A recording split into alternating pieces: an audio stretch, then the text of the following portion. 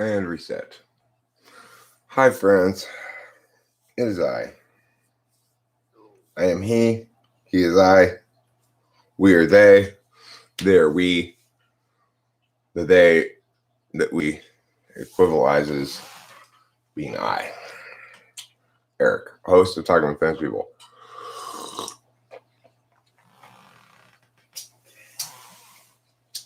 You can ride this live stream directly from wherever you are to Shangri. All you need is a raft. If you're like me, you spent years trying to find a good deal on a trip to Shangri. Finally, that day has arrived. The low price of just $29.99. You too can book 2 one-way tickets on a raft from here to Shangri. Isn't that delightful? Isn't that good news? You always wanted to go to Shangri. Where is Shangri? I don't know. No idea. But apparently it's a wonderful, magical place. They said in books and poems and stuff.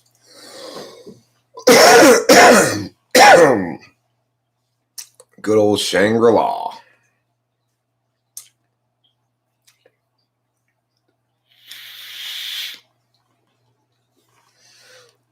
One thing I don't tell you about Shangri is when you go there, you have to take the Shangri into your own hands. It's such a stupid joke.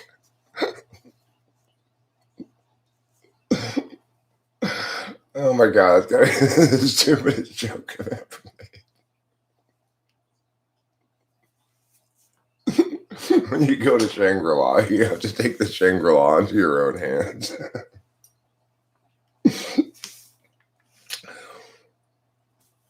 That's silly. Well, you know, there are no police there. You have to take the Shangri into your own hands.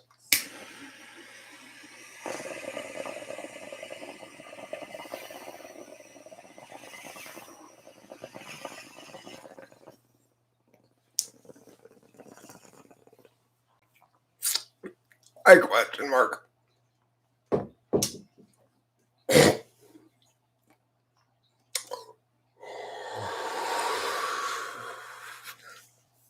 Shangri might be the place where Kubla Khan lives.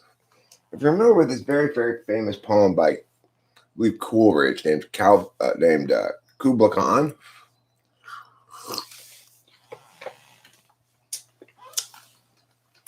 Since the very first moment I heard it, the story of the composition of Kubla Khan just cast a spell on me. It was so interesting.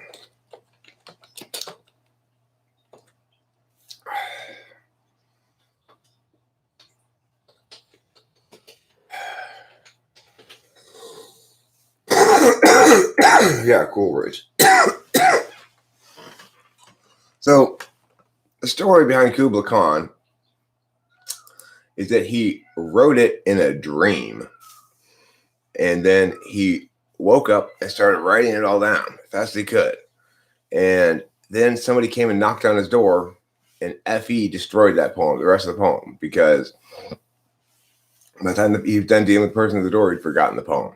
I was just captivated by the story the first time I heard it. It's so beautiful, the story. This poem that's unfinished and lost forever, the end of it, because of something like that, you know. It says, in Xanadu, that's where Kubla Khan lives. He lives in Xanadu, not Shangri-La, but whatever. In Xanadu did Kubla Khan a stately pleasure tone decree, where off the sacred river ran, through caverns measureless to man, down to the sunless sea. So twice 5 miles of fertile ground, with walls and towers were girdled round, and there were gardens bright with sinuous rills, where blossomed many an incense-bearing tree, and here were forests ancient as the hills, enfolding sunny spots of greenery. It's quite a long poem, but it's done, unfinished. And a good poem. Although, you know, no, I don't even know. I have no idea who you are, question mark. So, no, I didn't see your 2 latest short videos.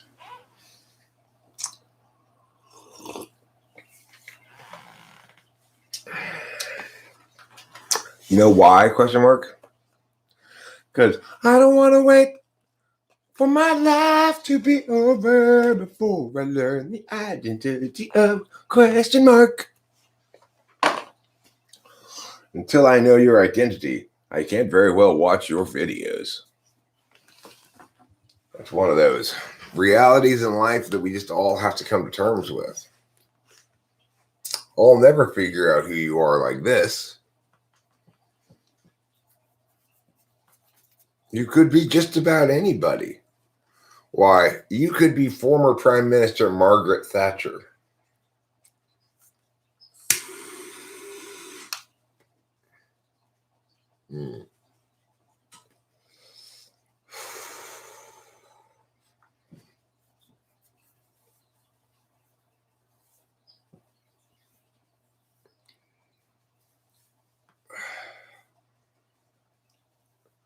I think for my next poll, it's going to be, you receive a mysterious envelope full of nudes.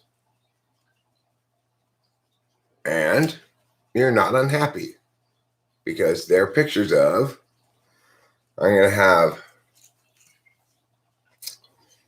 all people like Margaret Thatcher, Angela Merkel,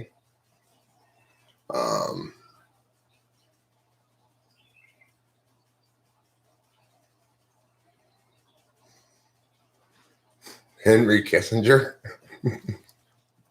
Henry Kissinger.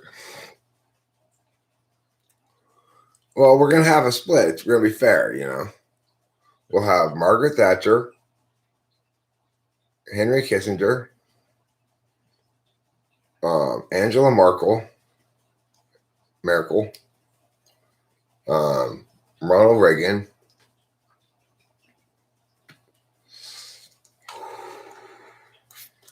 and Nancy Reagan. Gorbachev. Well, those are the 80s era 80s era world leaders. Which 80s era world leaders do you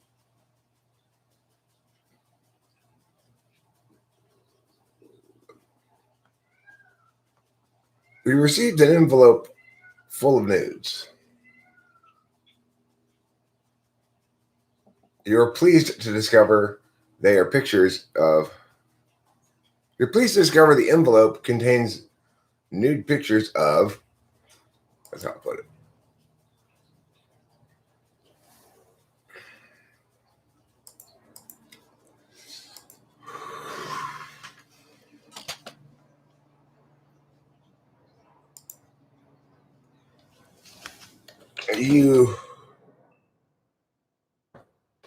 You're pleased to find an envelope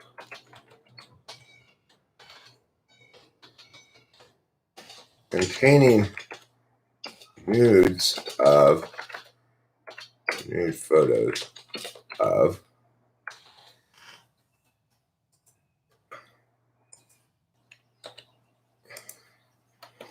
Margaret Thatcher,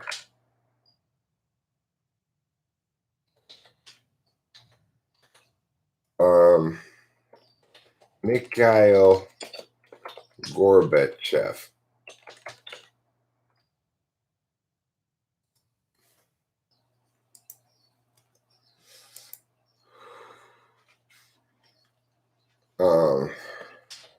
Ronald Reagan,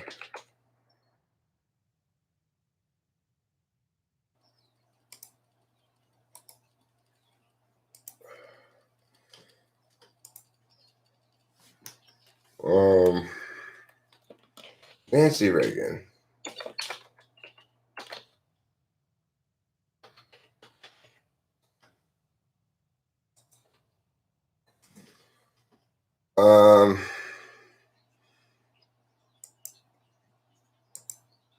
what was another world leader around that time?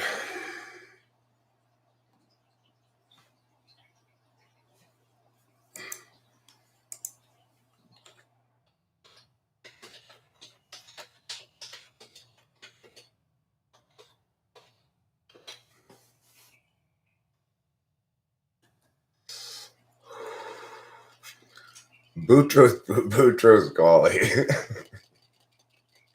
That's a good one. Boutros Ghali.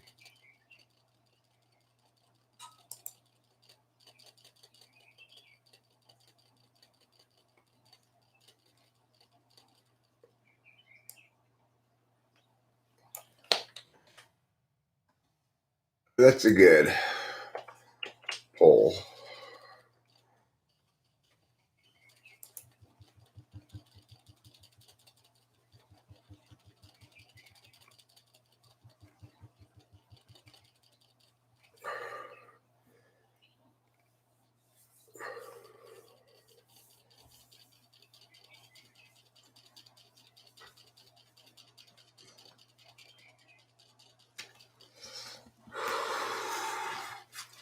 That's a good poll.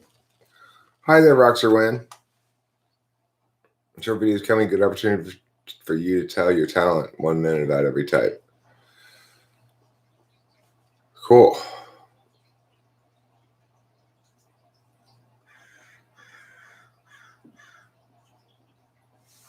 I don't understand your point, question mark. You delete your videos because no one's interested in your short videos? Well, if nobody knows who you are, how are you going to get anybody be interested in you? Hi, Sean Ryan Barron.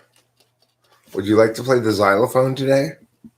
Today seems like a xylophone kind of day, doesn't it? Do you have a xylophone? I bet if you play the piano, you could play the xylophone just fine. Probably like practically the same thing.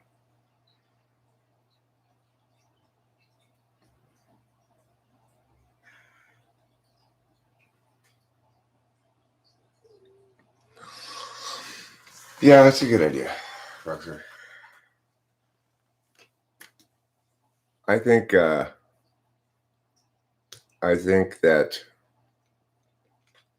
1 minute is a little too short. But I love xylophones and vibraphones. To be honest, I don't know what the difference is. I'm not sure what a vibraphone is. I know what a xylophone is, but I don't know what a vibraphone is. It must be a xylophone that vibrates. Or it could be a kind of a sex act or something, a vibraphone. It's kind of a COVID-safe sex act.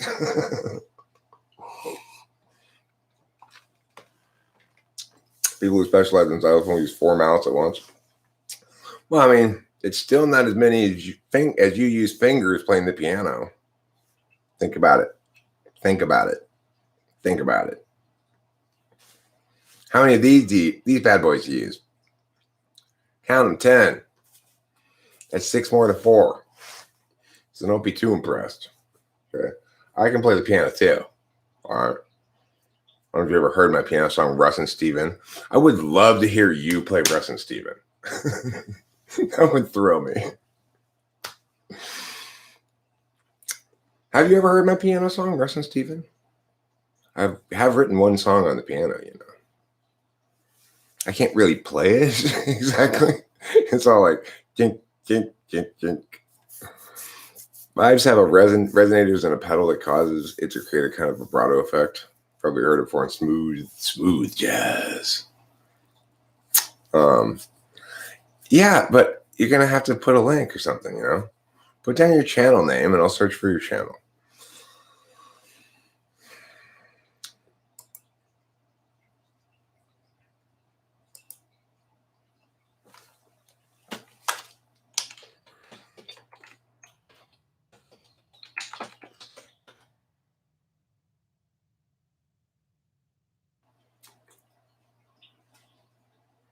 All right, so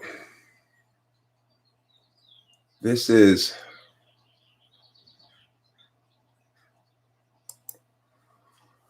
even though it's like very very choppy or whatever. I recorded it like a long time ago, but that is the only recording I have where I actually do play all of the parts correctly. Although the timing is very much like, you know, how well I can play it. I play it a little faster. If I can't play it that well, I play it slower. You know, because it's too hard for me to play. But but it does have all the pieces of the song correctly. Anyway, I worked in a classroom when I was doing special ed that had a piano in the classroom.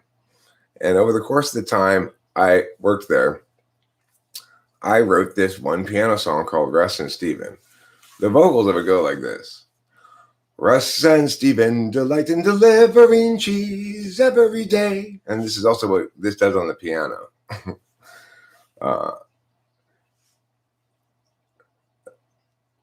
Every day.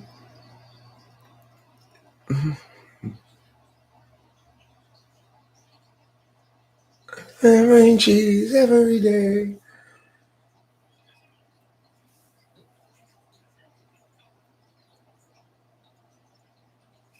I can't remember the lyrics. I have to listen to it.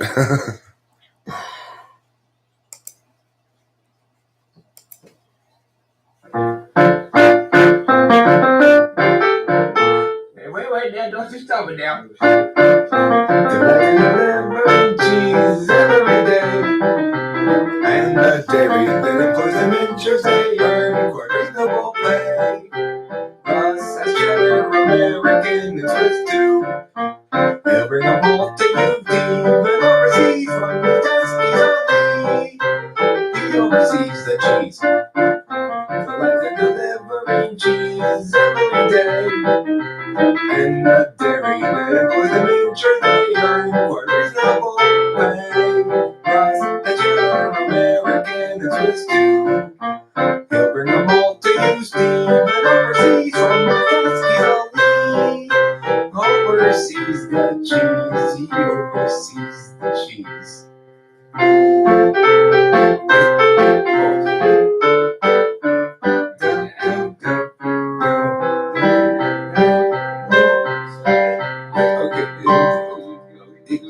Steven have a couple of guys, put things there from 9 to 5. Yeah, Russ and Steven are a couple of guys, work at the dairy for the rest of their lives. Russ and Steven are a couple of guys, work at the dairy from 9 to 5. Russ and Steven think they will ride, they'll work at the dairy the rest of their lives. Russ and Steven,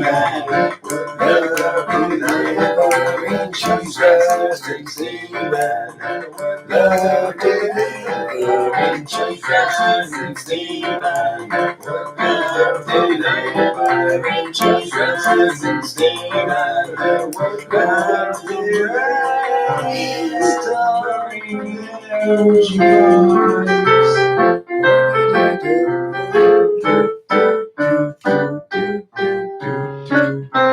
that's the part I can never play. Steven, delivering cheese every day. And the dairy that employs them in Jersey earn quite reasonable pay. Russ is cheddar, American, and Swiss too. He'll bring them all to you, Steven, overseas from the desk he's on. He oversees the cheese, Russ Brooking, and gambling on hurricanes, bearing down on the east. He was way to tropical storm Isabel, became Bernice. But he never laments his lost chance at a life of ease. He is happy working at the dairy, delivering the cheese. He's delivering the cheese. Delivering the cheese.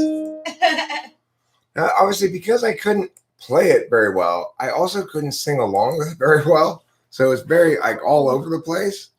But I don't see your. Where's your link? I don't see it.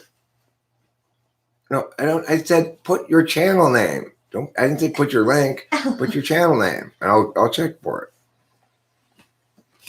The thing is, it's a horribly recorded and executed version of the song, but it's I think it's a good song, really.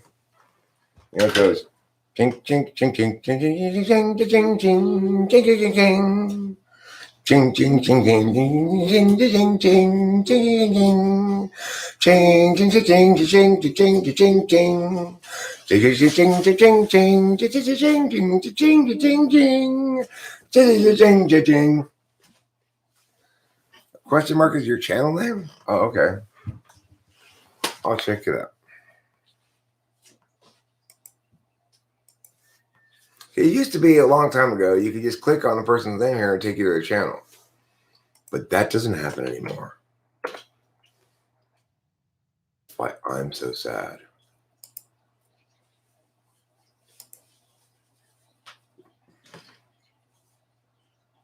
Do you have 20 subscribers? 4 subscribers? 59 subscribers? 1 subscriber? How many subscribers? What's your picture look like? Does it look like a purple question mark? There's a lot of people in question mark. Yeah, everybody's.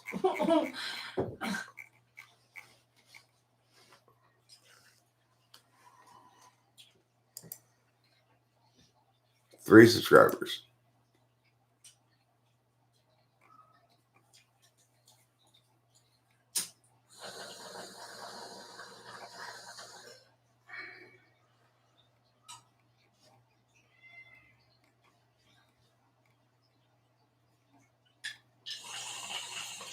All right.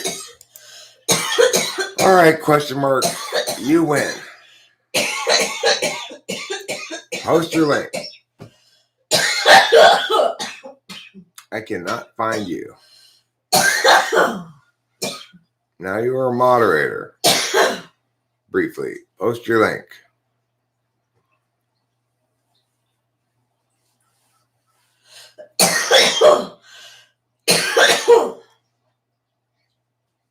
He oversees the cheese.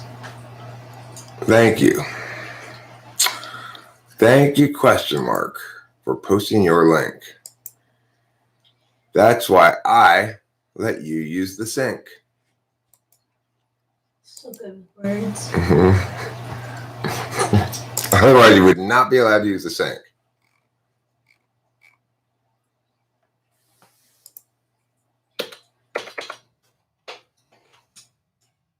How do you like sinks? Are you a big fan of sinks? Question mark.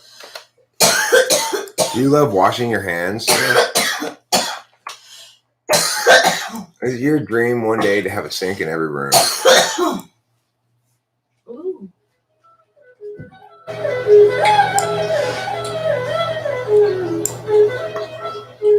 That's a short video.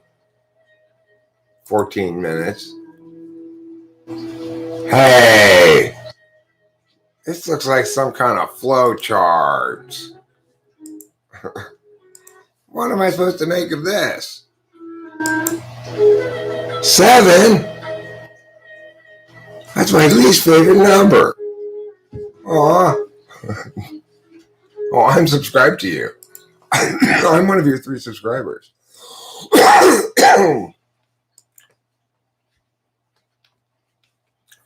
Do you live in Japan?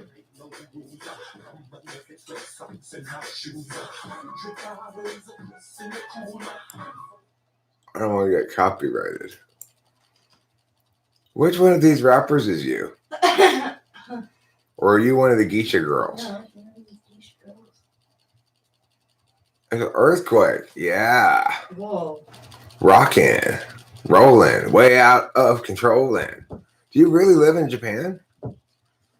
That's pretty cool. You gain like 50 cool points to live in Japan. Look at that train. How cool is that train? It really is. I mean, come on. America, we're getting our asses kicked in weird Japanese cool stuff. Mm-hmm. That's what we get for dropping a bomb on them. They get to get the more modern technology. Check your glass before you take a drink. It's a pyramid scheme dream. We're heading straight to Shangri-La. We're on a one-way trip on a raft on this stream, and it's taking us straight to Shangri-La. And I don't know if you're aware of this, but Shangri-La is right next door to Kubla Khan. I told you. I mean, the thing is, I'm putting up polls that demonstrate for me, for my own purposes, just how wrong everybody is. It's and just how impossible it is to have a conversation about typology. If everybody thinks that that Trump's an ESTP, they don't get TI. If everybody thinks that Eminem is whatever they said he was, Oh, I don't think I even looked at the results. I Yeah. just assumed it was all fucked up, ISTP. it's wow. People have no concept of what extroverted intuition is, right? So this one proves no concept of extroverted intuition, and what type of Trump proves no concept of introverted thinking. As an NETI person, this is frustrating. You see, the smart people comprise 24% of the population with Trump, and only 21% of the population with Eminem. But at least it's second place. Yeah. That's kind of reassuring, actually. I'm actually pleasantly surprised by that. It's just that ISTP has such a big lead. Well, it's because people are looking at correlates, Right. not processes. Yeah. If you look at the correlates, well, what's he singing about? He's singing about ISTP kind of stuff. He's playing an ISTP affect, Yeah. and that's just totally back-ass words.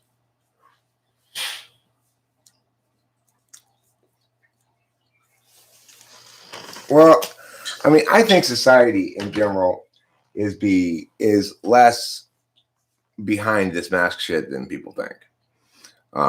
We're all afraid of the FE consequences of pushing back against it right now. In terms of actual behavior.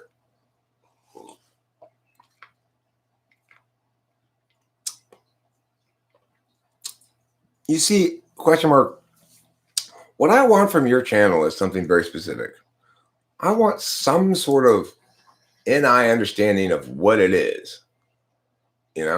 Like, what is this channel? What are you doing? These shapes and stuff are nice. I like them. Another word for feeling? This looks interesting. Another word for feeling: emotion, sentiment, sensibility, response, sensitivity, susceptibility, affectivity, sensation, affection, reaction, emotion. Only some of those are words for feeling, really. Like sensibility is not really a word for feeling, nor is response, but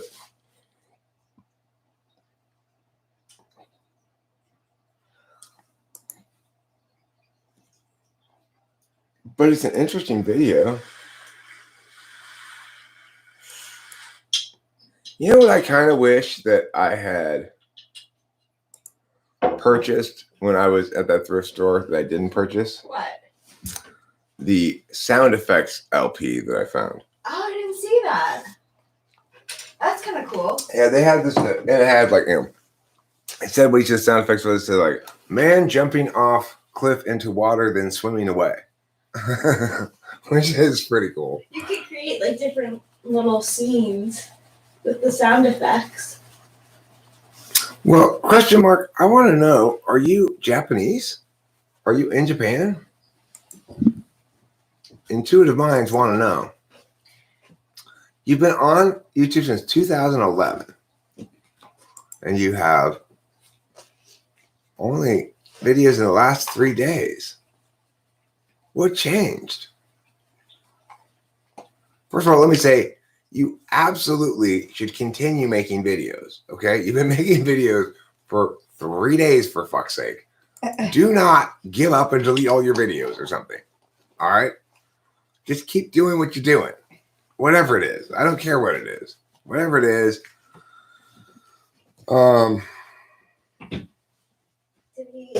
Does he live in Japan? But if you're asking me, should you be encouraged to continue making videos? Absolutely. I find your channel very interesting. I don't know what it is, and I find it very interesting. Like this one, Super Mario Brothers. Does it just say Super Mario Brothers the whole time? When it plays the song. I know it changes. You got some shapes too. Personally, I'm very fond of this channel already, and I have no fucking idea what it is. Great. Yeah, I mean, so definitely continue making videos. Am I going to watch them all? I don't know, but I'm curious to see if some sort of, like, what I found personally is this. Nothing except quitting drinking has changed me more than YouTube. YouTube has changed me as a human being tremendously. And for me, it's been extremely helpful in shaping who I am. But maybe not everybody would have that experience. Yeah. So currently in the lead, I hope the interviewer didn't think I was unwise, unwell, unaware, underwhelmed, or not wearing any underwear. Is winning with 31%. Not wearing any underwear? Yeah. Wow. I think I voted Unwise. No, I think I said unaware. See, here's the thing. With this poll is designed to not do the same thing. I like to mix it up, right? So I did a poll here where I gave a bunch of L words that probably people would have to look up, except for lemon-like. And in fact, someone says, I'm lemon-like because I'm not going to Google those 4 words. That's fair. But this time, I used all words that everybody's going to know. So. It's still the underwear is the one that's leading. Well, I would imagine if you're a girl and you're at an interview and you walked out of there concluding that they might think you weren't wearing any underwear, then they probably either saw your nips through your shirt or you flashed them a little puss while you were crossing your legs, right? Exactamundo.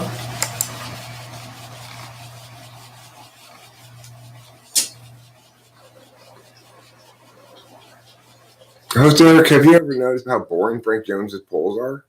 Yeah, I mean, they're incredibly bad. Well, they're doing what a poll should do.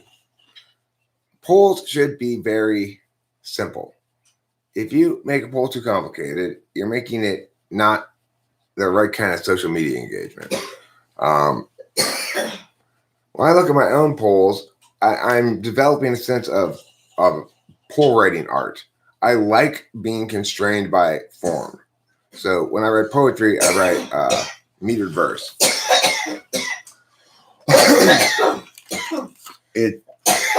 Having the form constrain me helps handle all the extroverted intuition that spews. You never heard of that game video?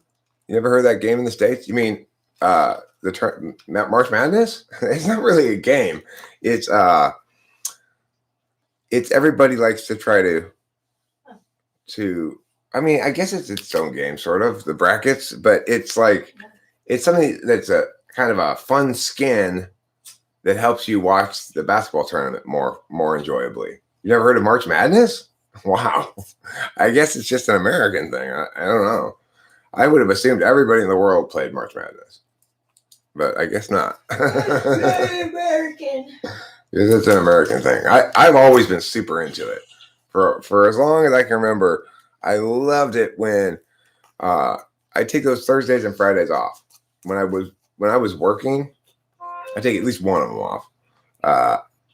I take the Thursday or the Friday, probably the Friday off of March Madness, so I could sit there all day long and watch all the games, waiting for the upsets. Back in the day when you couldn't switch between them as easily.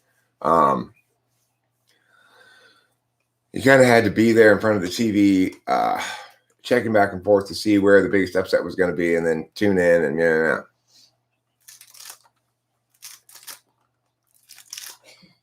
But the final is on April 5th. Yeah, probably. And see, my favorite basketball teams, well, I agree with you, that my videos on March Madness are not typical of an Intuitive's videos.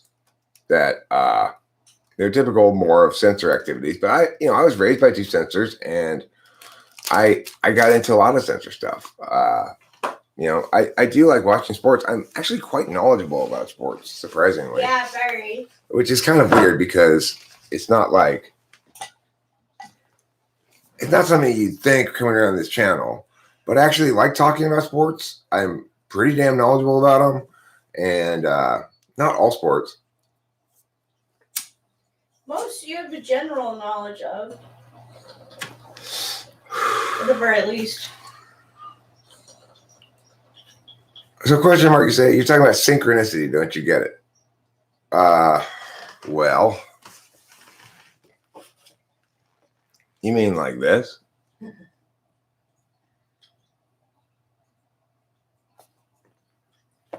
NI stuff? I mean, no, I don't get your NI exactly. Like, I'm not sure what you're trying to get at with it. It doesn't have the meaning resonance for me that you're trying to convey. That doesn't mean you're failing. It just means that I'm not on the same page with you yet.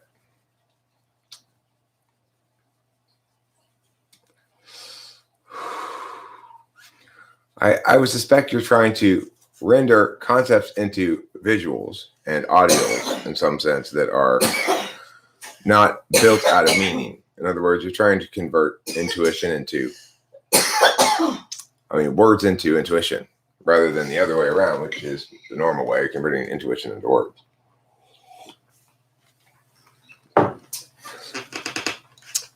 But, that's just my inquiring minds exploring possibilities. Do you know what inquiring minds want more than anything else? To know.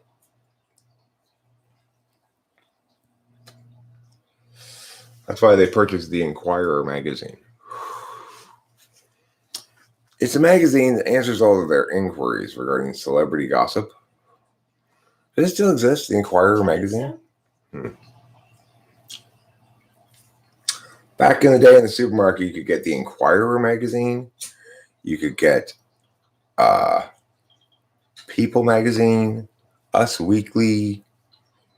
There was another one like the Inquirer, though, besides the Weekly World News. You also get the Weekly World News, but there was another magazine that's like the Inquirer you could get back in the day in the supermarket. It was near the Inquirer. It was like the competitor for the Inquirer. I don't remember what it was. It probably didn't live a particularly long time.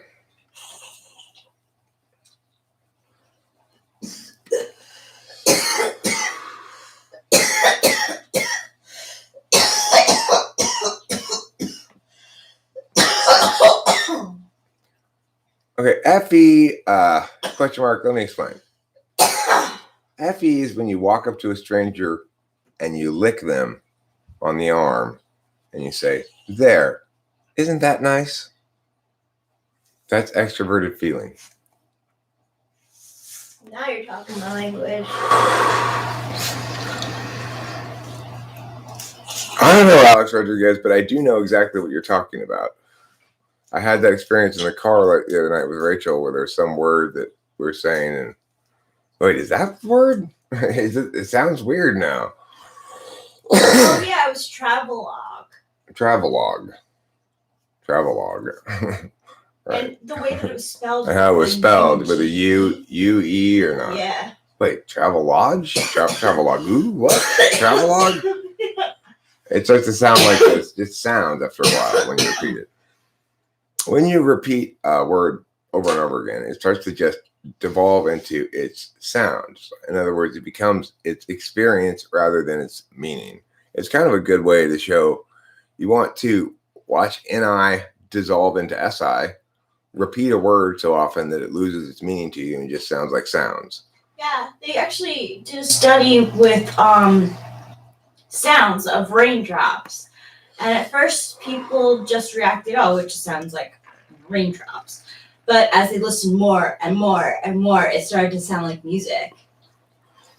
That's right. This is the phenomenon I have that, which is, people see patterns in clouds. I hear music and noise. So, and it happens more when I have had less sleep. So it's, I don't know, but like when I haven't had a lot of sleep and I'm taking a shower, I used to, until I got used to it, I'd be so convinced that there was a radio playing this like big band song. And I'd turn off the shower, and of course there was no music, no big band playing that song. And then I'd turn the shower back on, and it wouldn't be the same big band song anymore. But sure enough, it would sound like a different song now that was playing in the background.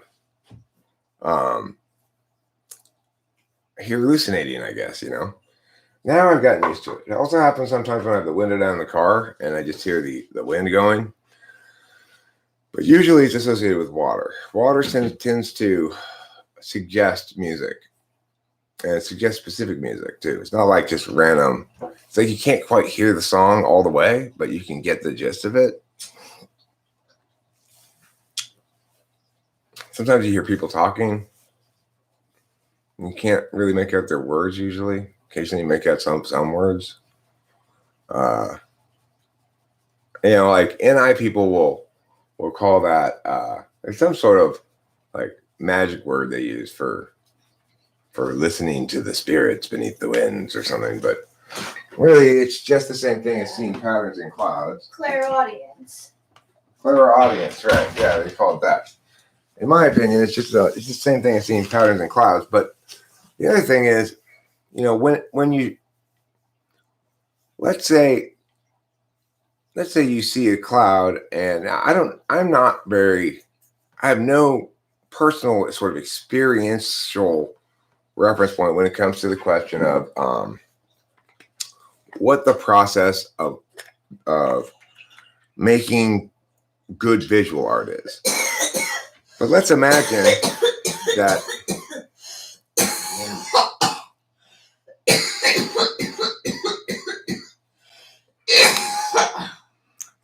a person sees a cloud above, and they see in it an image or something close to an image that triggers a very clear image in their head of something they want to depict in a drawing or a painting or something, and they paint that painting. That would seem to me like the commonly held position in the Middle Ages, which was that composers didn't create things so much as they channeled music from God, and any person has a different approach. For me, it's like I still believe, that I channel it from God, but I just channel. God puts his trash, his recycling, and his yard waste all in the same trash can for me. So I just pour it all out, and then I got to go dig through there for the recycling, and then I got to go take it in and get the money, and then I buy actual good music, from God with the money I got from recycling. That's how I have to do it. But I think that people who are NI don't have to do that. And there's some famous one composer in the Middle Ages who was obsessed with this reality that I think he was a lady composer, maybe, although there aren't very many of them back then, who was obsessed with this idea that she didn't write anything that she wrote. It was all received. This is a knower talking about making things, right?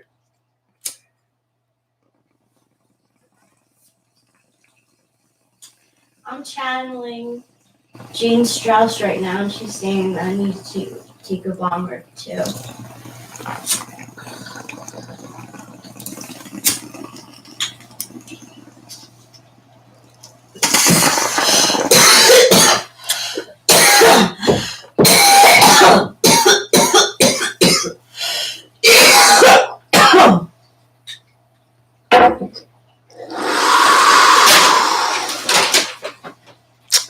I would suggest that maybe that was God speaking to you rather than my mom. Yeah, it was God.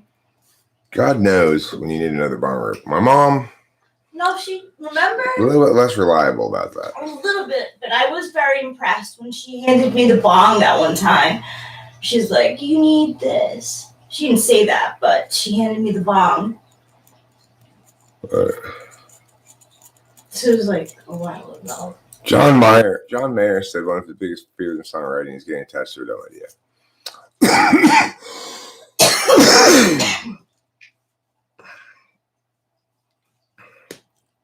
I think that's a great answer. And if asked, having heard that answer, I might give that answer instead. But I think the answer I would give would have been, prior to hearing that answer,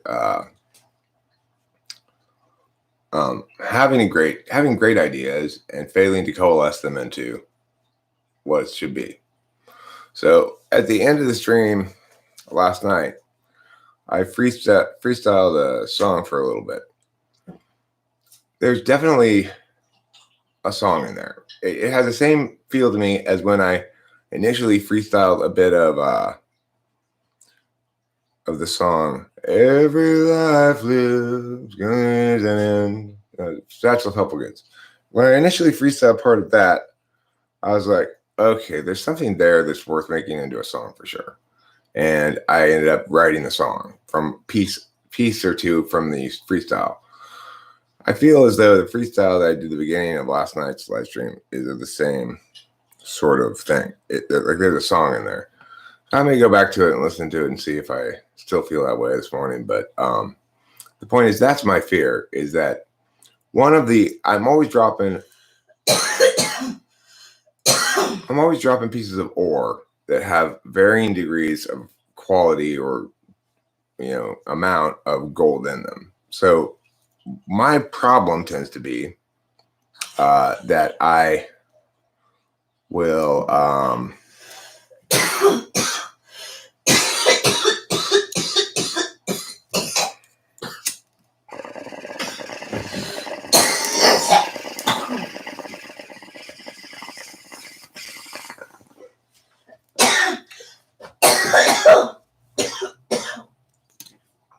I'll spend a lot of time trying to get a little ore out of rocks that have a small amount of ore in them, and I'll spend too little time working on the rocks that have a lot of ore in them.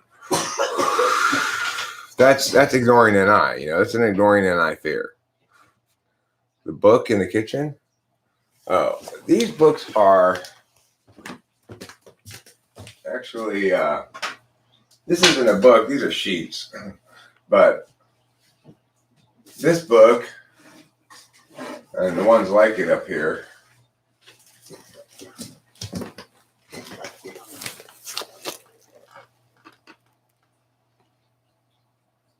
Hawaii 87. That's the secret doctrine. Let's see if I see any pictures worth showing you.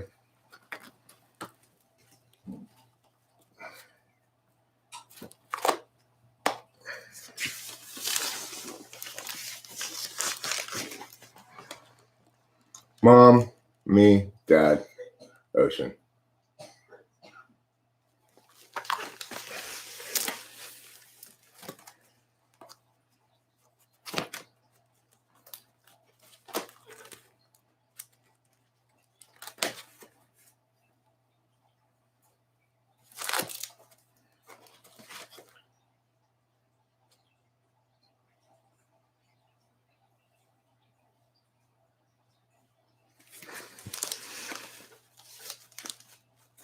I have no idea who this kid is next to my dad in this other picture, but that's me. I don't know. I have no idea. Is that my dad? That's not even my dad. That's my dad. I don't know who these other people are. That's been family friends we went with or something.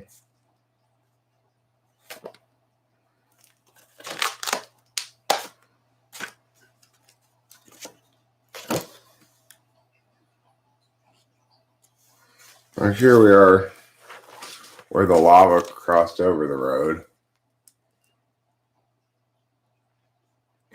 in Hawaii.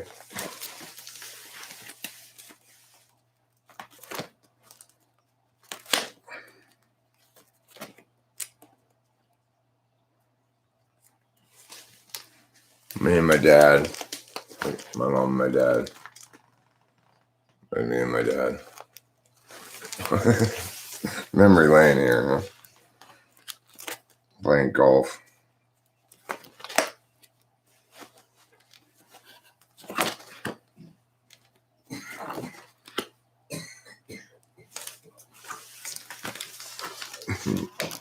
dad being badass. What a badass my dad was. He still is. It's funny. Oh, this is that fucking trip. This is the one where I almost died. Riding in these mules. We went down to the leper colony on these mules. Oh, yeah. And, okay, I'll get it in a second. Question mark, chill out. You got me doing memory lane now.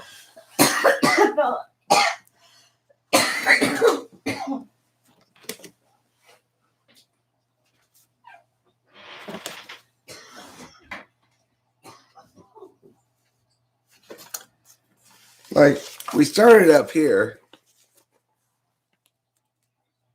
And we walked down this really sketchy little path. You can kind of see how sketchy it is here.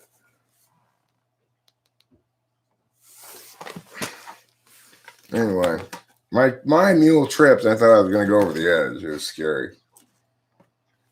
My dad was always sending me into trees to pick fruit from random plants. Oh, a free papaya. Go get one. He was always sending me off to go up and climb trees to get fruits and stuff. He does tell stories about that. I didn't know that he was telling you to go get those. This is right before Grandma died.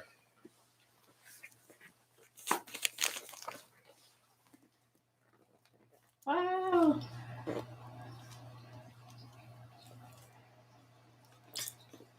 Is that at our house or Grandma's? Looks like it's at our house, though.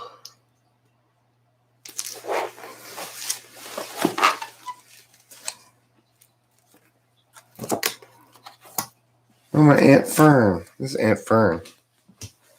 Oh. My grandma's sister, Aunt Fern. And my mom and Fern. This is in Laughlin.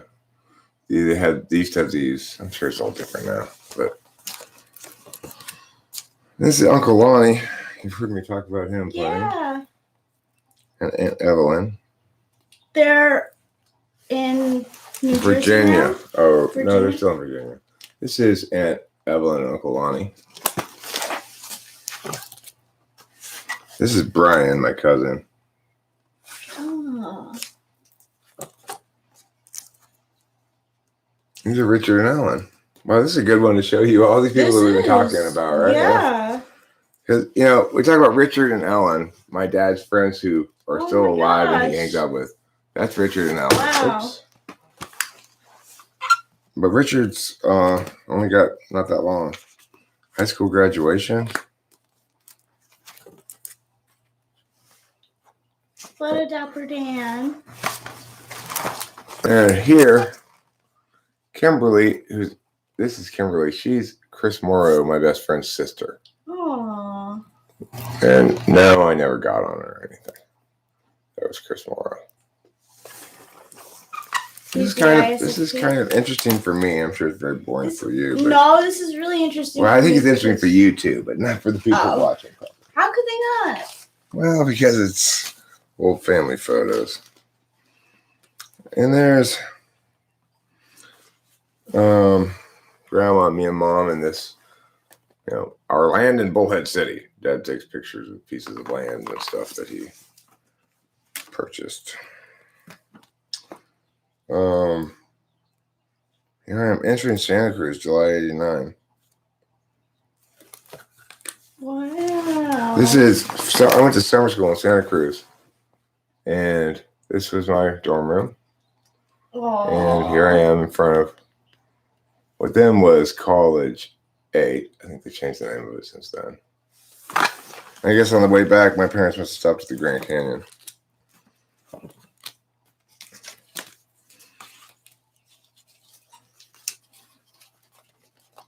You didn't die? Is that what it says? No, it says, wouldn't you rather be riding a mule on Molokai? Nope. No. Not for My that dad story. has saved 3 of these. 1989. Let's see what else we got. Oh my gosh. And there's all this stuff here. I don't know what all this stuff is. It's just nothing in here.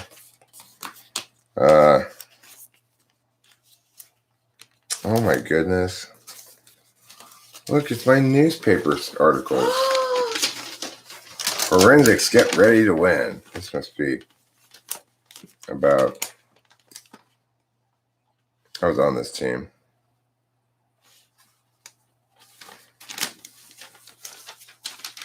Oh, it's a picture of me debating in high school. Oh, In class, practicing. wow. Look at that. Mr. Territory looking at me. That's a great picture. How fun. This is a fun one to look at. What's this?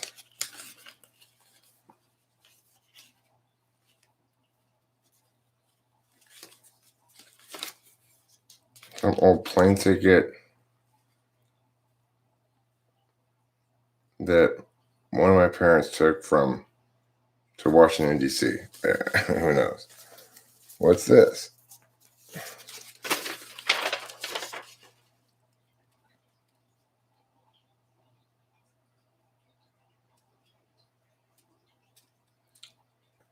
Escrow papers from... It says you finished paying off the last $28,000 worth of something in 1988.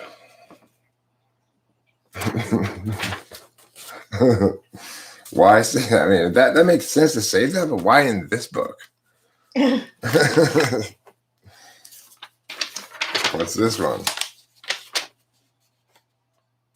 Oh my God. I made the principal's recognition list. Oh, Isn't that wonderful? so wonderful. This is my Foothills graduation papers from Foothills Junior High. Wow. Another copy of the paper with my picture on it. Cool. And what's in here?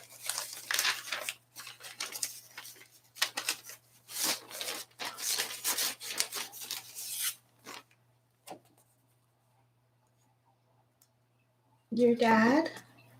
My dad talking to somebody about something. This looks like some photo a private detective took in a 70s crime film. Yeah, really. There's 3 copies of it.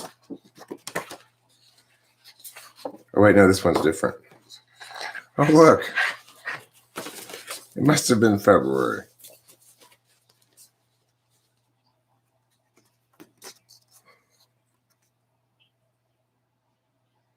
It's Black History Month. And I want to point out also that the world is a rainbow. What a great picture of my dad, an action shot of my dad in 1988 or whatever.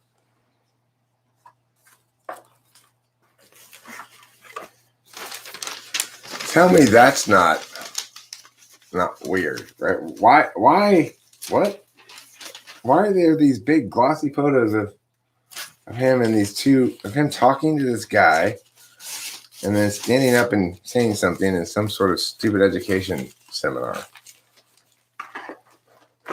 Who knows why? One will never know the answer to that. Yeah, no, we'll never know.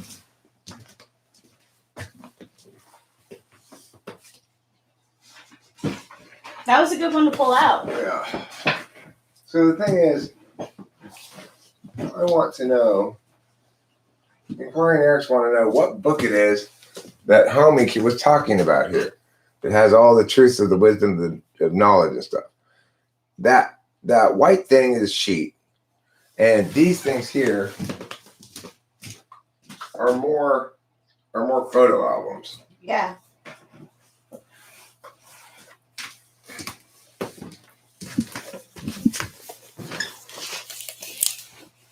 This is gonna be just mom and dad. This is 97. So it's after me and before Delilah. And here they are traveling the world, doing their thing.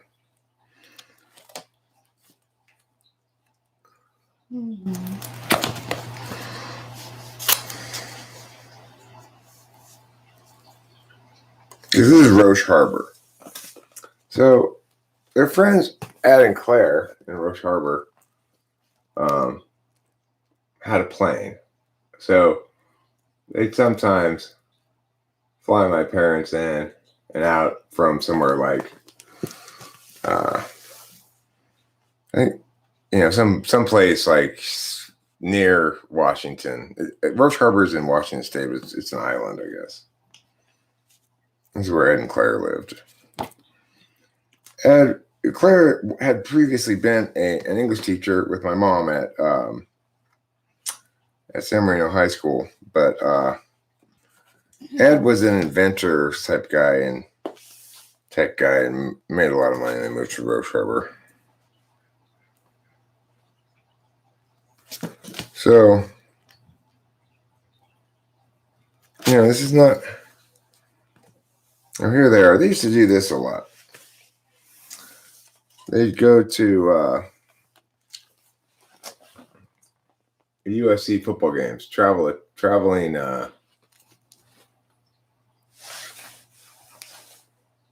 You just did exactly the opposite thing of what I suggested then. Question mark. Why did you do that? Why don't you listen to me? And look, 97.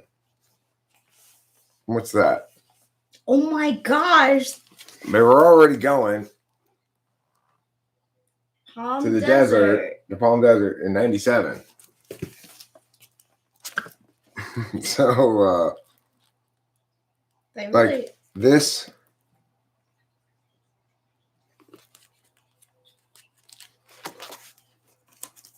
Like, we were just here, but they no longer have the air conditioning unit and they changed the table. We were just there like 2 days ago. Yeah. And they were there in 97. Pretty cool. What is this? The giant?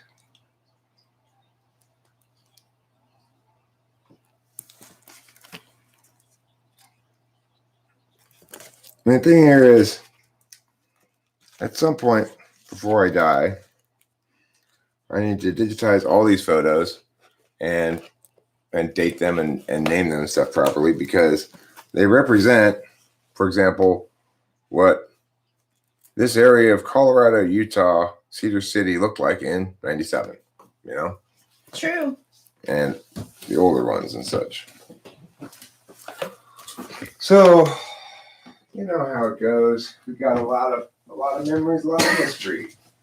Lots. A lot of good times and bad, a lot of sad times and good. Wood times with Chad, a lot of good times with Stu. May I suggest one? Sure. This one's the Hawaii one. From when? With you and Delilah. Oh, I was going to try one of these. Oh, cool. I just want to check on the dates here. Like, I want to see one from years when I'm alive. Yeah.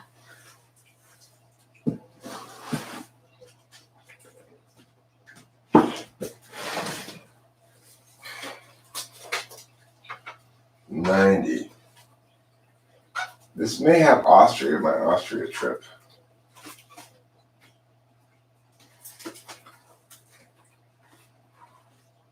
Yeah, I think I was going on this trip. I'm going to do some pictures of me in here.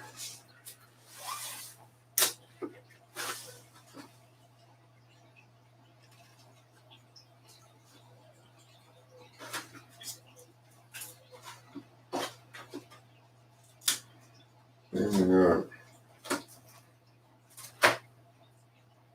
Guess not. Seeing it in me. Must have been if I didn't go on. I did go to Innsbruck in 91 or 90 or something. May have been 89. What's this? 90.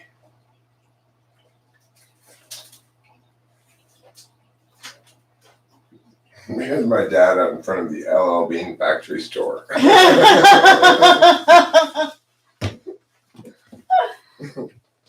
This is classic 90s photo, 1990. My dad in front of the LL Bean factory store.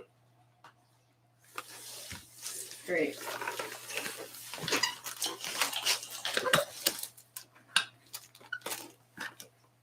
My dad and my aunt.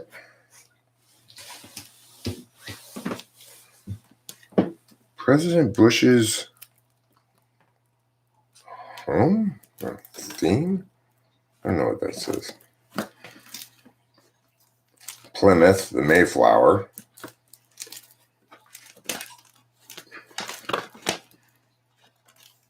That's Seattle, it looks like.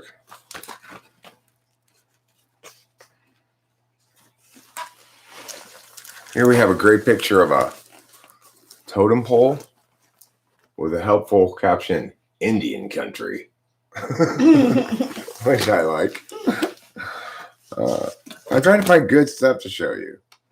Like, well, here are my mom and dad doing Native American tourist stuff, right? Classic standing between two totem poles shots.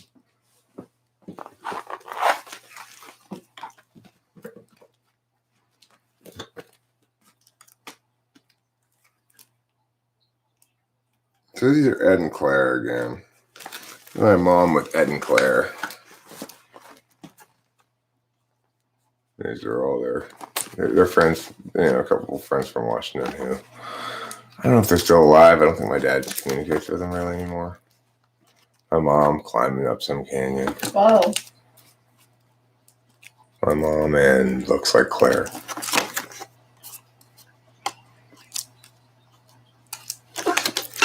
My hair really is very similar to your mom's. I don't mean haircut, but like overall. I guess these ones didn't make the book. Maybe they're doubles.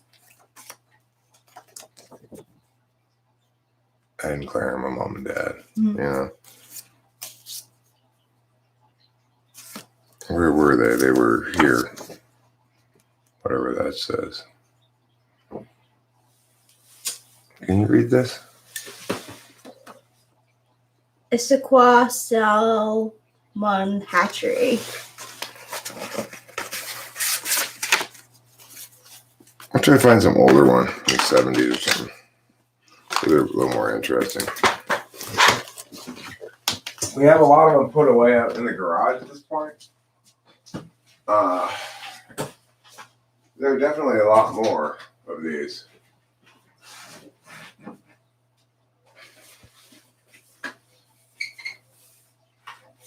Here we go. This should be a lot more interesting. Let's try to do this.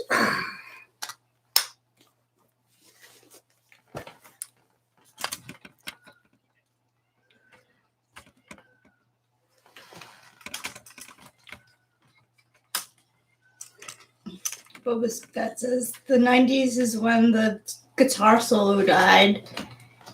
True. That was one of the good things about the 90s.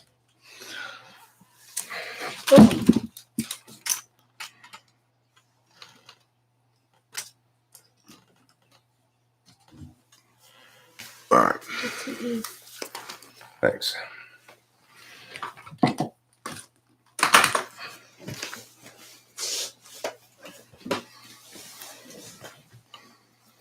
So this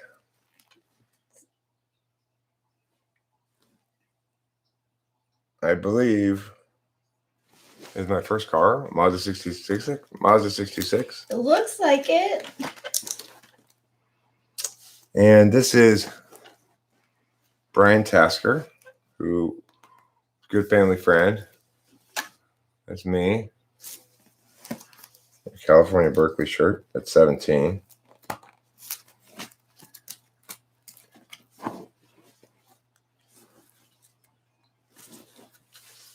This is Laughlin. That's, I guess, Brian. I think it's Brian Tasker. Fishing. Here we are fishing.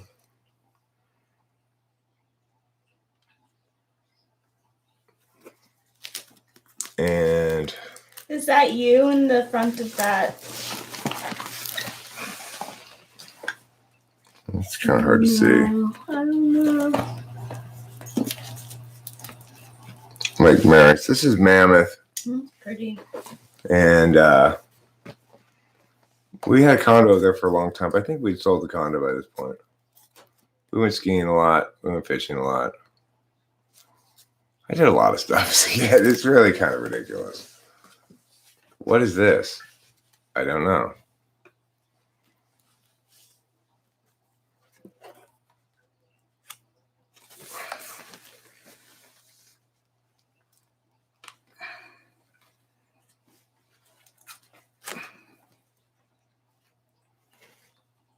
I don't know what this is. My dad's got things written here, but it's hard to read his handwriting. What in the world is this? I mean, these like what? I don't know what this is. Random people. I have no idea what that is. Now we're back to regular life.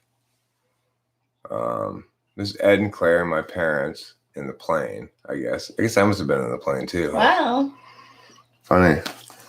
I don't really remember going up in the plane, but I guess I did. Like I said, I did a lot of stuff. You really did.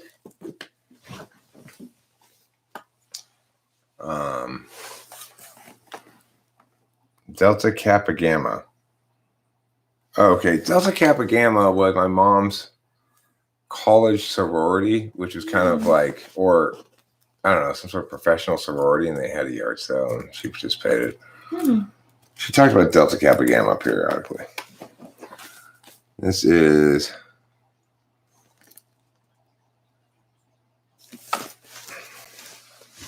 Eric, summertime 88, I guess.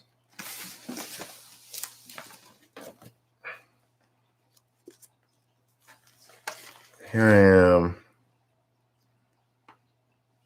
in Detroit. I guess that's me. Oh, the Mammoth Air Show. Yeah, it's gotta be you. Is that me? Yeah, it's you. Yes. As a young man. It's me. On the previous page looked like Rachel. You mean Claire?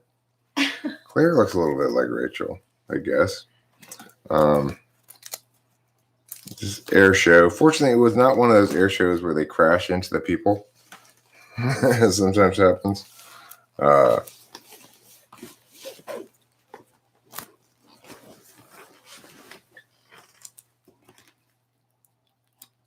Stanford Stadium. We went to see a football game. Aww. Yeah, they're pretty good in those pictures. What a handsome young man. And I still have the exact same amount of hair. Oscar Strauss. One of my old dead relatives, I guess. Wow. I don't really remember. I remember going to this log cabin. I remember my dad arguing about religion with somebody. These are those people who lived at the log cabin. This is the guy he was arguing with, I think. They're relatives of some sort. I don't know who those people are. Okay, so this is these people. One of these people has perfect pitch. Oh. Her name's I forget what her name is. And my dad asked her, well, what's the pitch of the tone on the phone back in the day of this guy? I don't know. That's her husband. The lady with the perfect pitch, that's her husband. I don't know what their names are. I can't think of it off the top of my head anyway. And my dad asked the lady, well, what pitch is the tone on the phone? And she picked it up and she said, it's a tritone, actually. And she told us the two pitches of the two tones in the phone. I remember being impressed by that. This is Peggy and Marshall. So Peggy and Marshall were other friends of ours. And I guess they were still together in 86. They got divorced. Peggy ended up sort of leaving Marshall for a rich guy who was kind of an asshole, named Steve, whom my parents hated. Here they are at the Five Crowns.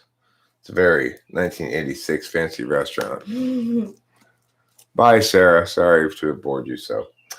This is me and Chris Morrow in Mammoth. Oh, cool. Labor Day. Me and Chris Morrow in Mammoth. Is it the chili cook-off? Probably.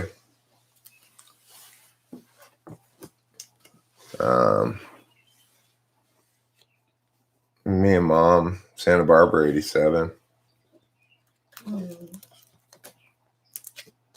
Me and Mom, summer 87. This is the back. This is the maple tree. Yeah. Oh. That's the maple tree. Fucking, yeah. It looks so pretty. How much shade. There was no patio back here. Patios back here. It was like there's flagstone back here where these chairs are. But there were none of these raised patios. And it was a much different looking backyard, as you can see. Where we are, all here now is patio.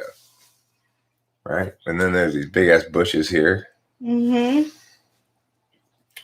My dad was always getting cars from government auctions. He liked to go get cars that either the government was done using or had seized in a drug raid or something and buy those cars. He thought that was the best way to get cars. So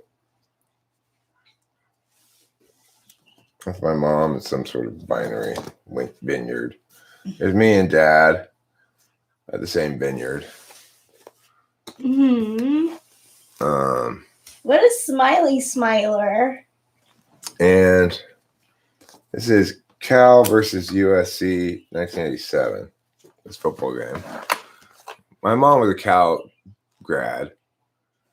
And now he drove around in vehicles like this. I mean, anybody who saw him would assuredly have Oh my gosh, I want that picture. this one. Yeah. Me looking like a You young look man. like a 1980s like cruiser. I think I'll take a picture of it. Okay, I'll post it. Yeah. But my dad drove around in cars like I could just like this, just like anybody looking at him God. with the way he dressed and everything. This guy's got to be a government man, Yes. of some sort. Yes. But of course he was. Maybe He right sort of now. was. Yeah, he was. He did work for the Census Bureau for a while. I have a feeling that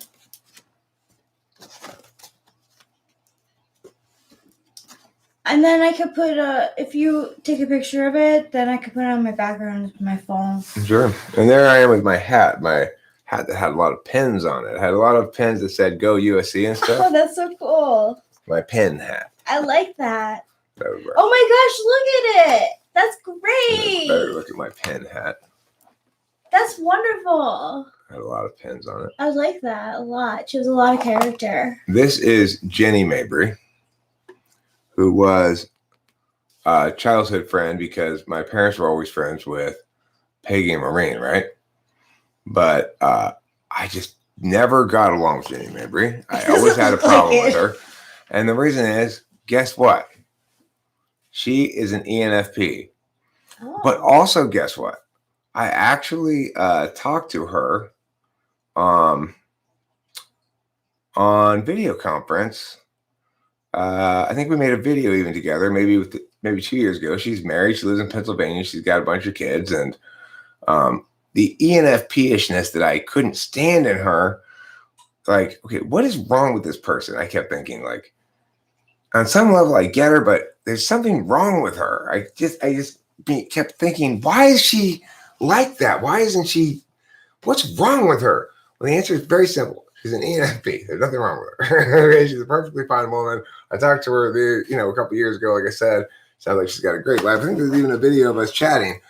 But what I did also is in that brief like week long that she was interesting enough to me to pay attention to. Because, you know, it's like I meet somebody like that from the past. I'm like, hey, you're super interesting for about a week. And then I'm like, but anyway, one of the positive things that came out of it is this little video. Happy birthday. Happy birthday to Jennifer Monson. Today is November 8th. Happy birthday to the state of Pennsylvania. Happy birthday to her husband and her friends. Happy birthday to her little men and women. I mean, they call them her children. Happy birthday, Jennifer Monson. I wrote that song on her birthday. That's so nice. Happy birthday to Jennifer Monson. Today is November 8th. Happy birthday to the state of Pennsylvania. Happy birthday to her husband and her friends. Happy birthday to her little men and women. I mean, they call them her children. Happy birthday, Jennifer Monson. So That's so nice. that was pretty fun to make that little song. Yeah, why is she the way she is? This is Maureen. This is That's Brian's Maureen. wife, Maureen. And I always liked Maureen a lot. When I was a little kid, they lived just down the street here on Armada with us, so they moved up into, you know, like maybe 10 blocks away up there that way in the same general housing area, but just a different one. So this really shows the whole scope of my larger childhood group, I guess you'd say. You've got your Eric, Jane, David. You got your Jenny, Peggy, Marshall. And you've got your Brian and Maureen. Now, what you don't see here are Andrew and Tracy, who are Brian and Maureen's kids. They're older. Tracy and I are the same age, same grade.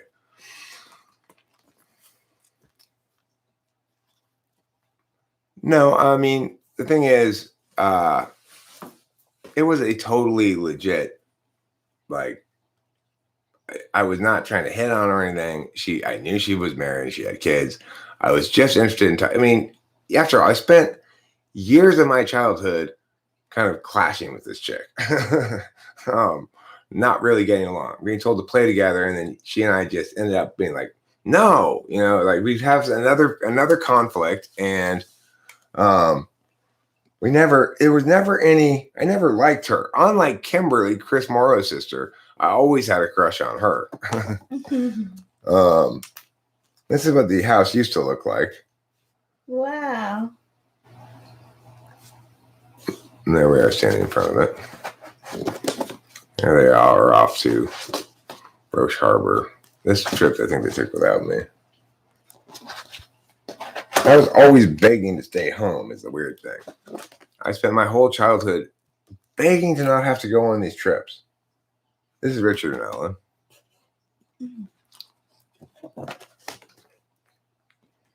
It's so nice to put the faces to the names. And this is skiing. I'm sure that's me in there. Skiing. That's probably me. That looks. I used to wear that, you know. And then this is Brian Tasker and Laughlin. And Brian Tasker. And lastly, the Queen Mary. Yeah, well, you know, and the thing is, some parent-friend children I like better than others, obviously, right?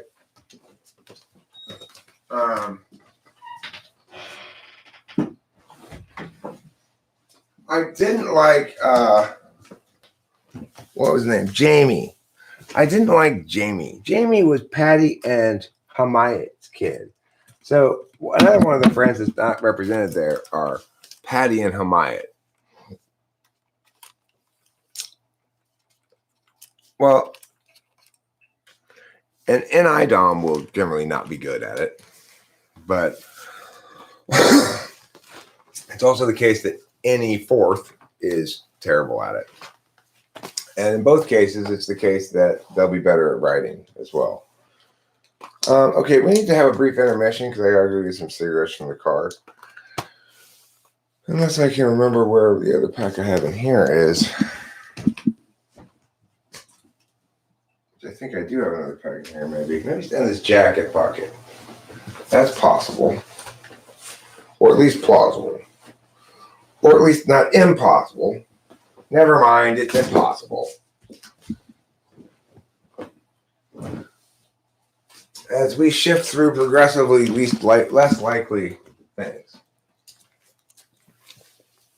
Happy birthday to Jennifer Munson. Today is November 8th. Happy birthday to the state of Pennsylvania. Happy birthday to her husband and her friends. Happy birthday to her little men and women. I mean, they're called her children. Happy birthday, Jennifer Munson.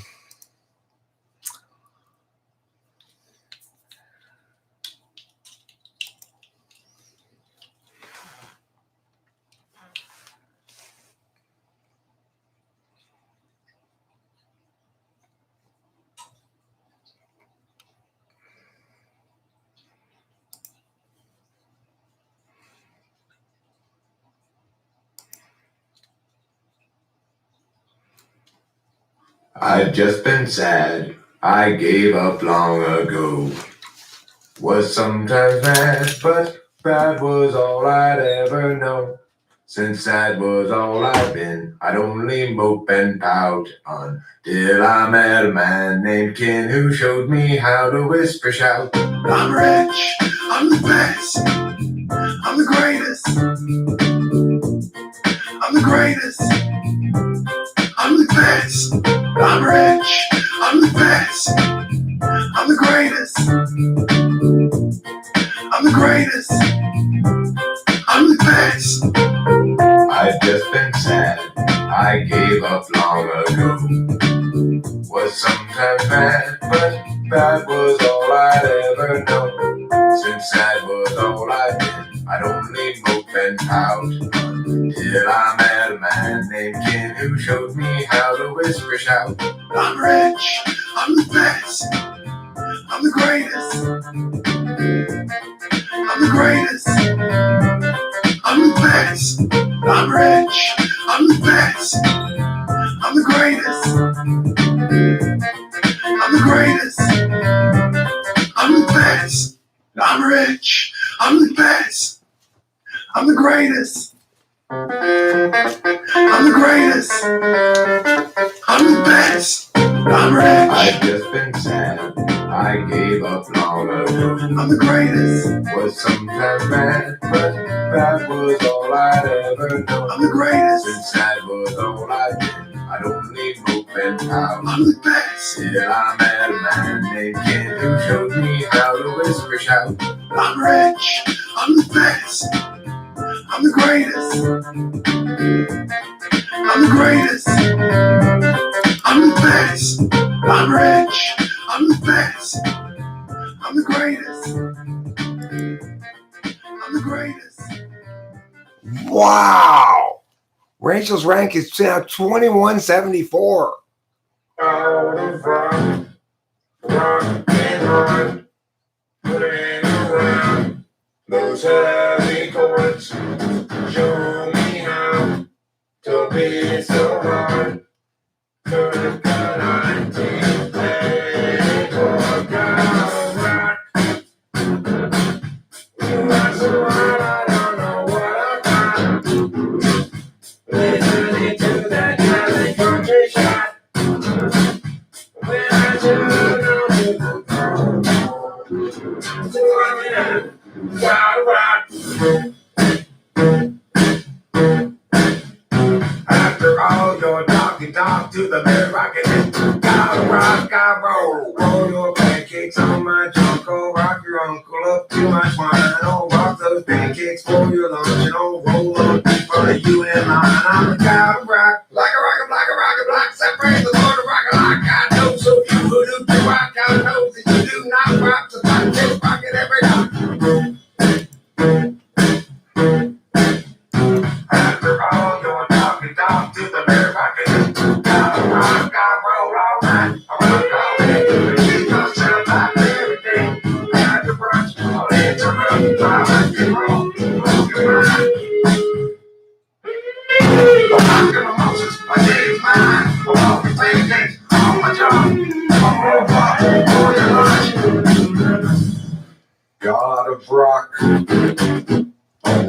shock. A rocket block of rocket blocks. I pray the Lord to rock a lot.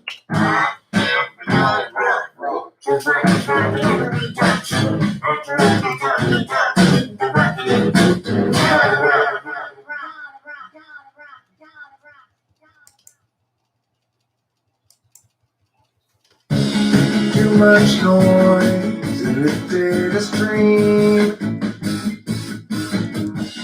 Loud enough to disrupt everybody's dreams.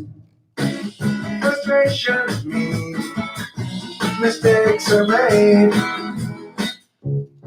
until it seems everybody's throwing shade. I won't be just another casualty of other people's well-intentioned rules. I used to think that come tomorrow, every time for yesterday, is not the sort of thing that one can borrow. No one willing still to in Mayday. Your uncertainty's implicit, just like an unexpected visit from a bunch of men all dressed in blue suits. I won't be just another casualty of other people's well-intentioned rules. Oh, San Diego State. I used to think that some tomorrow there'd be time for yesterday.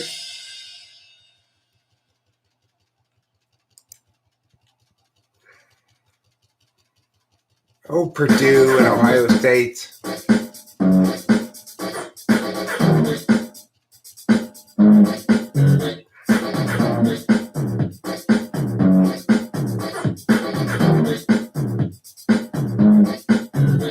But was kind of thinking,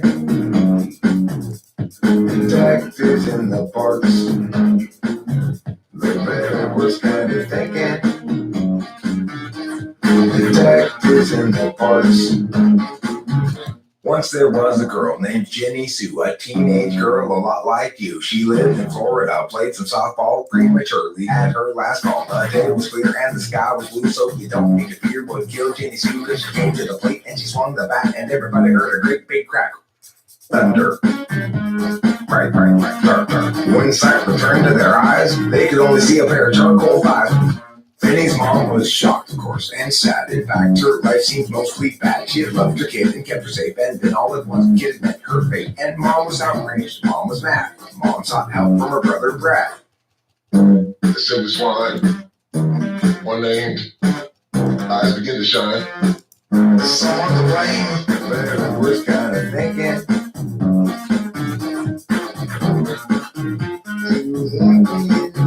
the better was kind of thinking, detectives in the parks.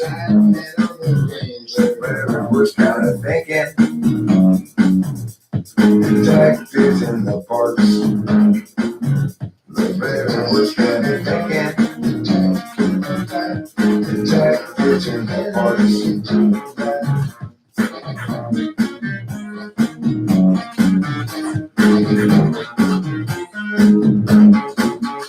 Wow, 2-point game.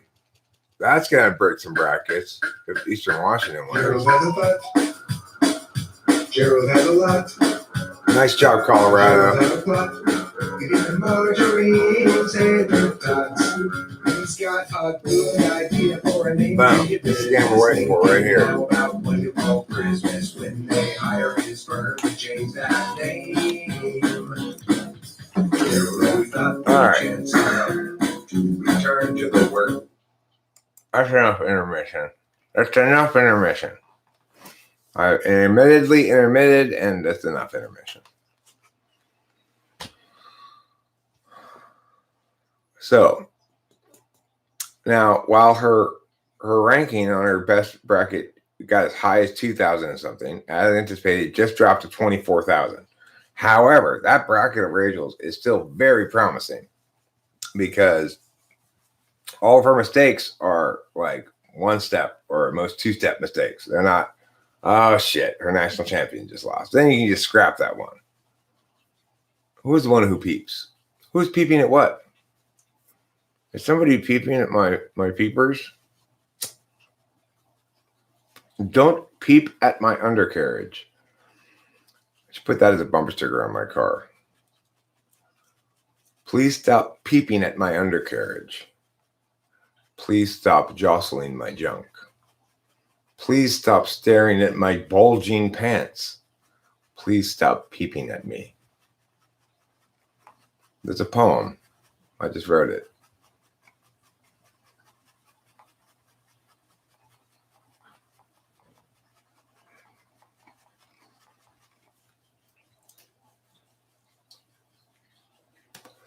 Thank you for saying it was wholesome, Blue Trimmer. I do actually make an effort to be. It's a weird thing for me to say, right? I like being wholesome. I try to be wholesome. And yet, I'm constantly making anal mucus jokes. It's a conundrum for me. It's like the famous devil and angel on the shoulder, right?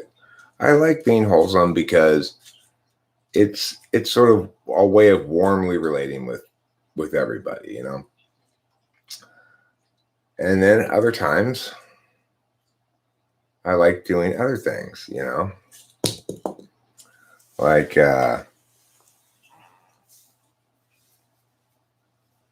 talking about stuff that's not so wholesome. Things like curse words and short dresses. Those are things that are not wholesome. Curse words and short dresses.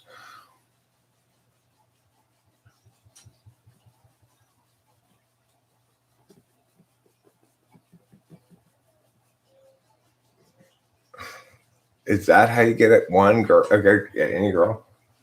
Hey, don't I know you? Are you? Let me see your boob. You're the one with the. Let me just see it. Oh, I'm sorry. It wasn't you.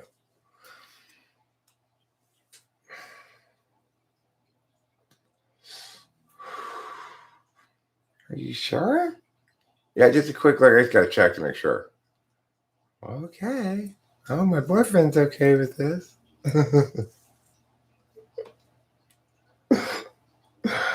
There is something kind of inherently funny about like the concept of the dumb pigeon-toed girl being, you know, excuse me, miss. Yeah, come here, please. Eh? Yeah. I'm going to need to see under your shirt, please. Lift it up. Why? Ma'am. Okay. Just, you know, basically implying that you're security and looking for something. I mean, how many dumbass chicks would just go and be like, I guess I have to. The problem is, of course, you get the wrong chick, and all of a sudden the cops are there.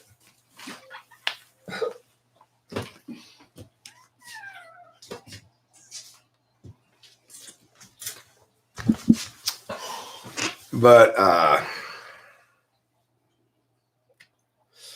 you must be a fan as well of the shoplifter porn. Well, Annie Poehler is both terrible at improvisational speaking and doesn't find it necessarily easier to write a great deal. It's not necessarily bad at writing, but doesn't find it easy. Is likely to have difficulty with assignments. You know, in other words, my problem as somebody who's given a writing assignment is getting it down to length. And ISFP's problem doing a writing assignment is gonna have it get to up to length, you know. So there's that, but it is true. Any polar, any fourth, are both terrible at improvisational speaking, and so is NI-DOM.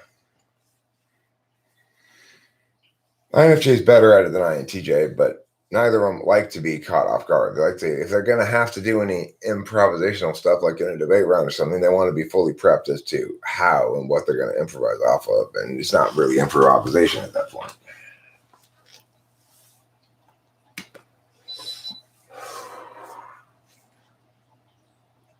Yeah, so there's these pornography videos of their staged scenes, obviously, where a store security guard brings the young female back to the security guard office and says, you know, I caught you shoplifting, and then I'm gonna have to call the cops and your parents. No, don't. I'll do anything. First, I'm gonna have to make sure you don't have anything else stolen. Okay. Yeah, I like those videos. Those are pretty fun.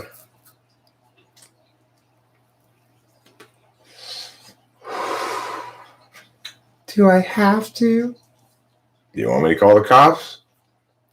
Okay. It's like, what is it about just basically being a human heterosexual male that makes you think like that finds that scenario arousing? It's not like, but if you think about it objectively, there's nothing arousing about it. But and if it were an actual scene where there weren't actors, I'd probably find it appalling. But I guess that's just sex. It's all about pretend, really. Like, I'll pretend I'm attacking you with my penis, and you pretend that you're being attacked, you know? It's like in the movie Lost in Translation, where the like the Japanese prostitute comes in and she's telling him to rip her stocking, and then finally he rips it and she falls on the ground and it's like, I'm so helpless, and it's like that's the whole pretend shtick of, like, I think sort of run-of-the-mill heterosexuality is like, it's basically a pretend conquest.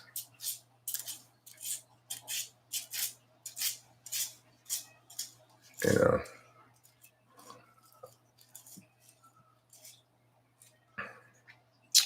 but it's always been a confusing matter to me. Ever since I was young, I always thought sex is a scary thing in that it's so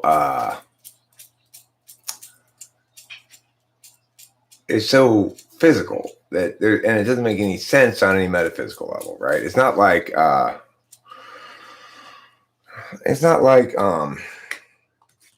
there's a clear, sensible map that explains why meow, meow, meow, meow, or whatever. It's just, you know, what it when I'm in my head and thinking like a sensible person, I'm not saying to myself, I want to put certain body parts of mine in Rachel's mouth, for example. It seems like, why would one want to do such a thing? You know, it's like we're both perfectly fine in our own bodies. Neither of us needs to be putting things in other people's mouths, right? And then all of a sudden, I realize I have this physical thing going on. It's like, you know, and I go, oh, I guess I'm horny. And then what logically seems to be silly in the same sense that skiing is logically silly. You know, skiing has got to be the most logically silly thing in the history of the world. You just buy a ticket so you can ride up this cold chair thing to the top. Then you just hurry your way back down so you can ride up it again. And it's like, what? Why do people do this? Sex is like that. It doesn't make any sense on a map level. It just makes sense on a territory level, on an experiential level. So it always confused and intimidated me because I had no reason to know why or if. Like when I'm not like next to touching on man, a woman or whatever, and I try to conceive of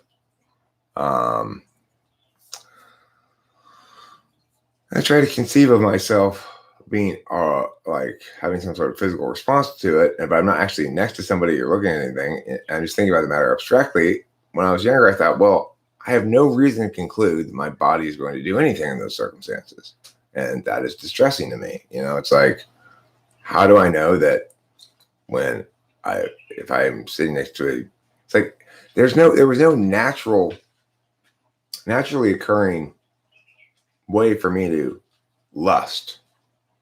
I kept trying to understand it conceptually first, and to a certain extent, I still do. Except nowadays, I just know that most time I'm not thinking about it at all, and then suddenly, for some reason, I'm horny, and then I just end up having sexual intercourse. And the meaning of it is all, from my perspective, is all avoiding any possible bad meanings. So I make very clear in my storytellings and such that, well, it's like this. It can be summed up as this. From the Eric School of Sexual Intercourse, it works like this. The woman thanks the man during sex, and the man thanks the woman after sex. That's one way to put it,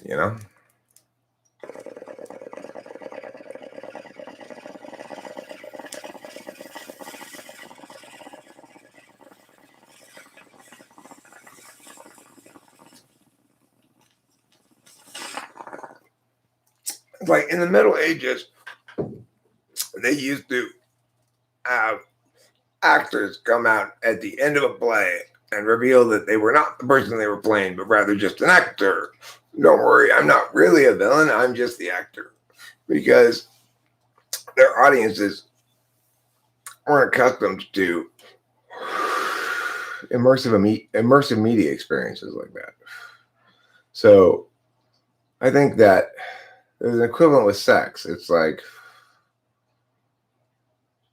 whatever the dynamics of sexual intercourse are, they're not some sort of pattern of dynamics that scales. It's unique to that instance, and it's pretend.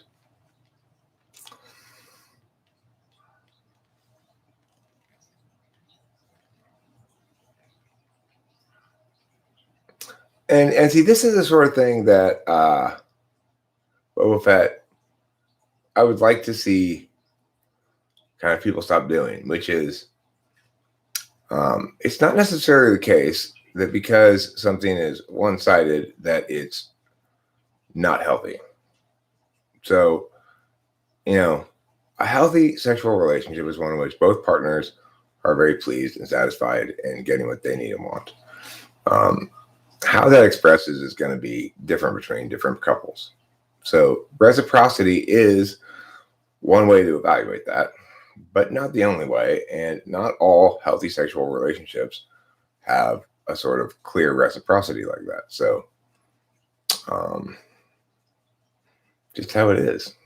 It's like what you said. Some people don't like going down, right? And so if one does and the other doesn't, there may not be reciprocity. It doesn't make it an unhealthy relationship.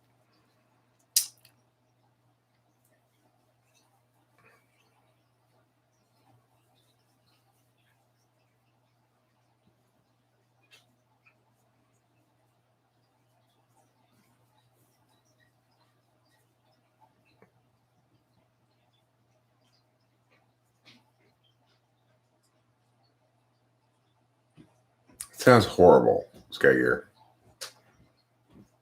Is being the object of desire the desirer product of being male, female primarily? Well, I do think the following thing. I think that the way socionics talks about romantic styles is is not completely incorrect. Would you like to go through? Yeah. They talk about, alpha quadrant people being either infantile or nurturing. And they talk about beta quadra as, I think they call it victim aggressor or something like that, which is kind of a loaded words to use, but I get the concept. It's there in socionics is this depiction of a beta quadra relationship. You've got an INFJ who's sort of always receiving with skepticism the manliness of the ESTP, and is only willing to give themselves to they who are proving themselves worthy consistently over time. That's sort of the socionics depiction of it. I think there are elements of truth to it. Like, I think beta quadra probably is natively less verbal about sex, less meaning oriented, and more physical about it than is alpha quadra.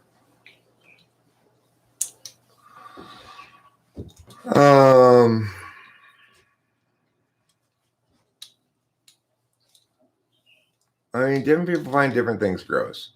It's like a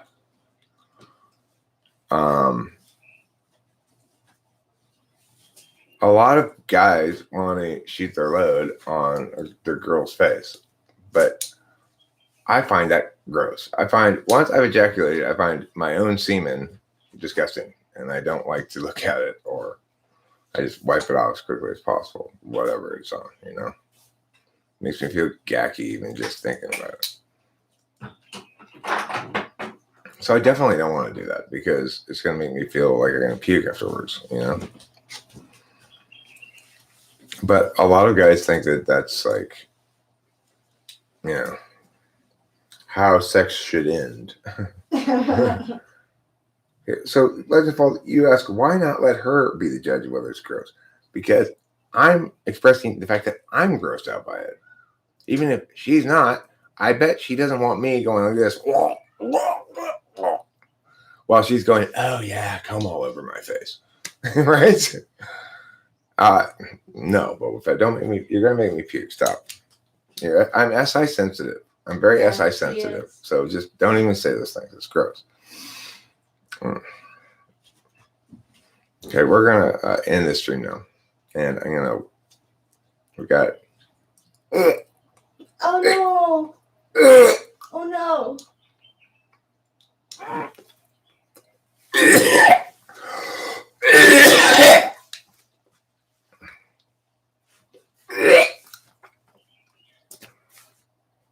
God damn it. See what you did? You made me think about gross shit.